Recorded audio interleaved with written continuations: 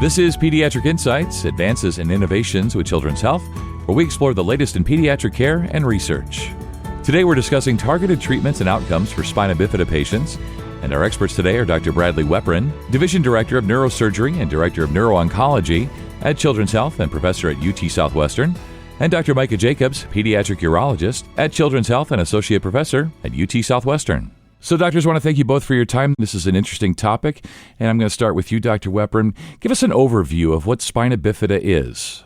Spina bifida is an extremely broad term. It refers primarily to a group of congenital, meaning something you're born with, disorders that affect the lower part of the spinal cord, some would call the main nerve.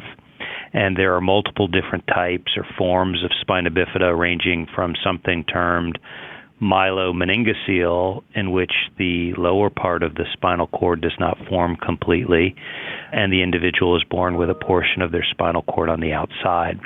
These individuals have additional issues that can also affect the brain and other organs.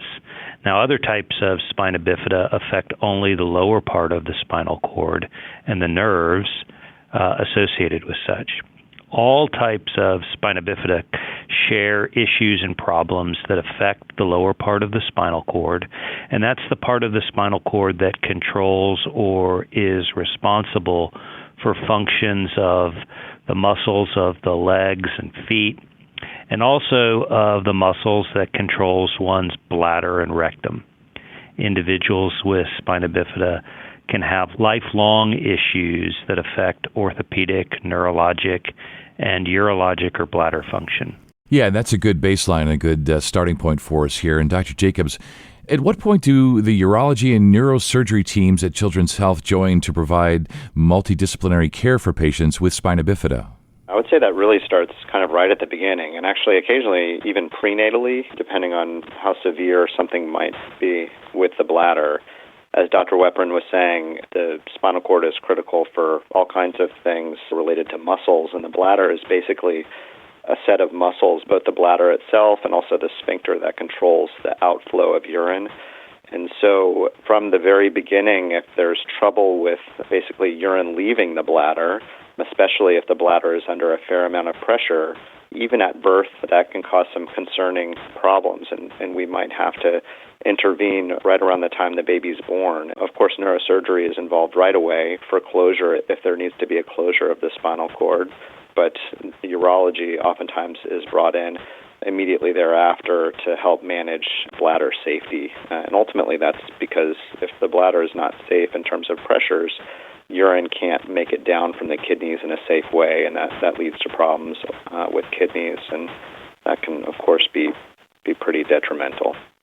Yeah, I see what you mean. And how do you work together to determine whether bladder incontinence is anatomical or neurological? That's a good spin-off of the question about how we work together, because that's exactly as Dr. Weprin was saying. They will typically get us involved when it's not just incontinence. Sometimes it's urinary retention, where the bladder can't get urine out at a safe pressure, as I was saying before. And so typically, regardless of whether or not there's incontinence or some other problem, we'll do a number of different tests on the bladder and the kidneys to see what type of functional problem there is, whether that's with the bladder itself or with the sphincter muscle. And those tests can be things that are non-invasive testing, things like ultrasound, or even things that involve some kind of invasive monitoring, like a catheter placement, either just for a simple radiographic test where you put some X-ray contrast or dye into the bladder and take pictures, or monitors where we can actually put a catheter in the bladder and one into the rectum and measure pressures as we fill up the bladder. That's called urodynamic testing. And ultimately, that's something that all of our patients with spina bifida typically get, oftentimes very early in life, even as an infant, or as they get older, to monitor or to test for changes, or if we need to do any type of surgery to help with something like continence or high bladder pressures. And Dr. Jacobs, can you share some details about the Spina Bifida and Neurogenic Bladder Center at Children's Health? One of the great things about what we have set up at Children's is that we work hand in hand with Dr. Weprin and the folks over at Scottish Rite for Children. And so basically what we have is our regular urology clinic, but we have what's called multi-channel urodynamic testing there, and of course all the other resources at Children's in terms of imaging and other testing. But I think the bigger piece of it is that we have a great team of people, from the physicians to social work and physicians of all kind of backgrounds. So both the folks that do surgeries, like who you have on the call right now, but also Dr. Adams, who has credentials both at Children's and Scottish Rite for children, working together. So we do most of our outpatient clinic, just regular visits, over at Scottish Rite for children, but we do most of our testing and surgery over at Children's.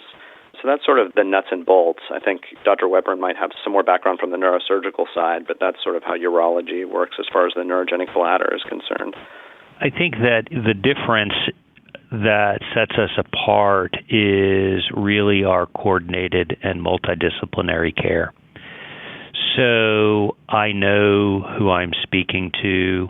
I can rely on who I'm dealing with, and I trust them. And as a result, my patients get better care. Coming back to you, Dr. Weprin, what are some of the challenges that you all face? Personally, I believe that our biggest problem is access to quality and competent care in a consistent fashion. And that's where I'm speaking on behalf of the patients and families.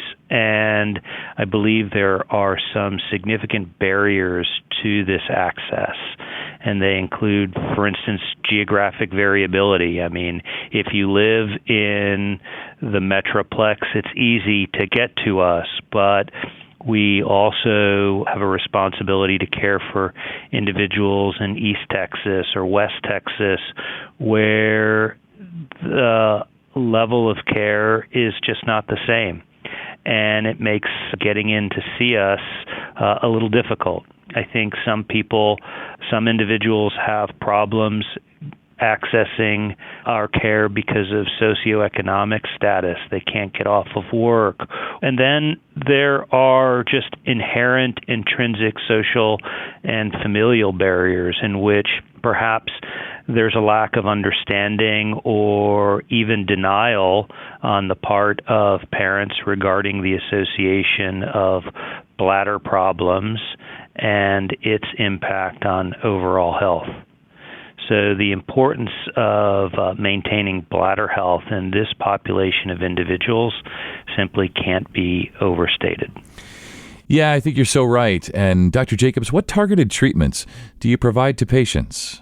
With regards to bladder function, we have a number of different things that we can provide. Some of it depends on what the underlying issue is. So we always have to make sure that there's not a persistent issue from the standpoint of the spinal cord. One problem that can arise with patients who've had any kind of spinal surgery, but particularly in our spina bifida patients, is that they can have tethering of the spinal cord that can go unrecognized.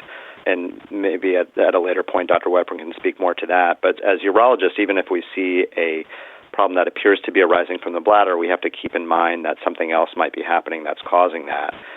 And then as far as treatment of either higher bladder pressures or urinary incontinence, which are two of the things that we're trying to help with our patients, we try to kind of work from least invasive to more invasive, meaning that, it may be that they can be managed just with medications alone. Most of our patients with spina bifida end up on some form of what's called intermittent catheterization program, meaning that in order to empty their bladder, stay safe and dry, they actually pass a catheter into the bladder every few hours during the day while they're awake to empty their bladder. Sometimes that with medications is enough. Or occasionally, if the bladder is either too high pressure and unsafe for their kidneys, or if just despite all other measures, they're not able to be socially continent and understandably do not want to be in some kind of pull-up during the day, we can do surgical interventions, kind of work our way up so that we can try to provide them something that's easiest for them. Yeah, I see what you mean and want to give you a chance, Dr. Weprin. What are your thoughts on the targeted treatment options? I think it's important to work with individuals, he alluded to this, who are not just fixated on treating or intervening on a particular symptom or problem, but trying to understand where that problem is coming from, because it may have far-reaching additional issues or problems. And so being able to work with Dr. Jacobs works closely with myself and with my partners provides us some comfort knowing that if he identifies a problem, he knows that, well, there could be a spinal cord issue, and he's going to work that up and communicate that with us. And that really is part of our multidisciplinary approach to care. Yeah, it sounds like it. And Dr. Jacobs, how does the care you provide differentiate from other hospital systems? I think we have a very special group of people. I always tell folks I feel honored to work with folks like Dr. Weprin and his team. They're really a great group of neurosurgeons, and it helps to be able to, I think he used the word trust earlier, but trust the people that you work with. I think that can be said equally about Dr. Adams and the folks over at Scottish Rite for Children. And then just the support system that we have that kind of underpins all that with social work over at Children's. They help with our transitional care for the older patients, which is unique to ourselves in the region. I think that one of the hardest parts of treating these patients successfully has nothing to do with the medications or the surgeries. It has to do with how you're able to keep all these pieces together and make sure that a family is able to follow up and understand the treatments and have that kind of support that's really critical for a complex condition like spina bifida. Yeah, I see what you mean, and can really appreciate the importance of just the education, the understanding, on top of the medicine and all of that. So great multidisciplinary approach, and I can hear the pride in your voices about the work that you do together, the work that you do for patients and families. And as we wrap up here, Dr. Weprin, what would be your final thoughts, your takeaways on today's topic?